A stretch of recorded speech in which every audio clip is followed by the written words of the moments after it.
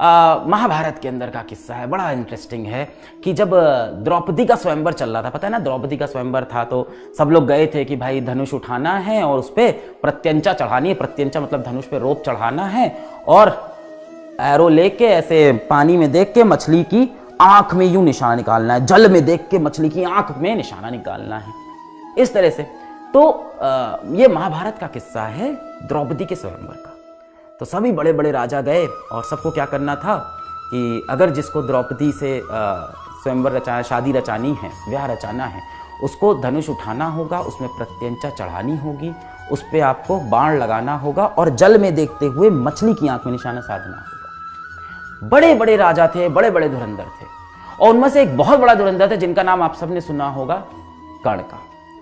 तो अंगराज कर्ण गए, उन्होंने कहा मैं करूंगा ये काम।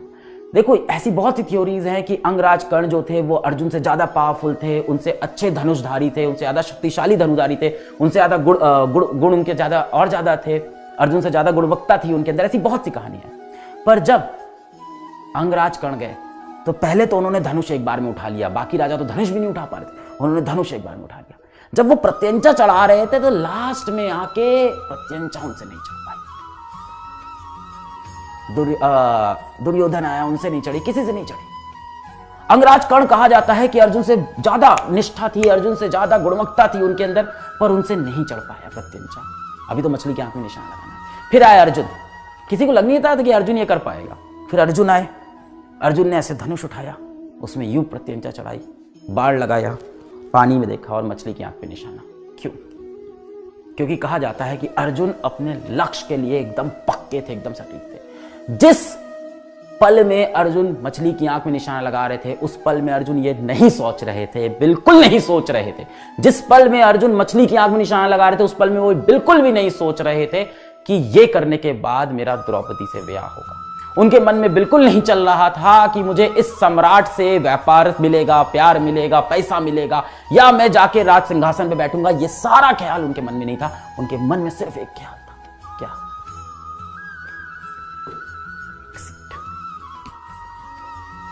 मछली की आंख। तो इस लेवल का डेडिकेशन और डिटर्मिनेशन चाहिए होता है, इस लेवल का कंसंट्रेशन होना चाहिए। क्वेश्चन यही पूछना है कि तुम्हें क्या चाहिए? तुम्हें चाहिए एक सीट, तुम्हें चाहिए एक सीट। लगभग 40,000 सीट हैं सरकारी, देख ले तो लगभग, ठीक है, थोड़ी ऊपर नीचे होंगी। 40,000 सरकारी सीट है। कितनी सीट है? 40,000। तो नीट में कितने लोग देते हैं नीट का? सर 20 लाख 22 लाख। नीट में सीट कितनी है? 40,000 40,000 40,000 40,000। मैं कहता हूं नहीं है।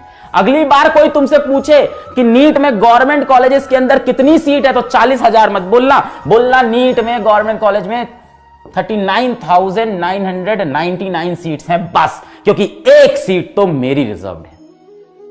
इस लेवल का कॉन्फिडेंस और इस लेवल का लक्ष्य पे आपका निशाना होना चाहिए कि 40,000 सीट नहीं है सरकारी कॉलेज में, 39,999 सीट है, क्योंकि एक सीट तो मैं लेके जाएगा उसमें से। इस तरह से अपने लक्ष्य पे ध्यान दो। मैं तुमको बिल्कुल ये नहीं बोल रहा हूं कि तुम वीक हो, तुम्हें समझ में नहीं आता, बिल्कुल ऐसा बिल्कुल नहीं बोल रहा मैं तुम्हें। बेटा तुम बहुत प्यारे हो और तुम चाहे पढ़ने में कमजोर हो, चाहे पढ़ने में तुम स्ट्रांग हो, तुम जैसे भी हो, मेरी और हमारे टीचर हो, हम सब का ये दायित्व बनता है कि अगर तुम हमारे पास आए हो, तुमने हमें एक न्यूनतम पैसा, थोड़ा सा एक पैसा दिया है और तुम बैच में इनरोल हुए, हम पे भरोसा किए हो, तो हमें तुम्हें पढ़ाना होगा, तुम्हें सेलेक्ट कराना होगा। चाहे तुम कमज़ोर बच्चे हो, चाहे तुम बहुत ही मजबूत बच्चे हो, हमारे लिए तो हम ये बिल्कुल नहीं बोल रहे बेटा कि तुम कमज़ोर हो। मैं कह रहा हूँ समय कम दे रहे हो।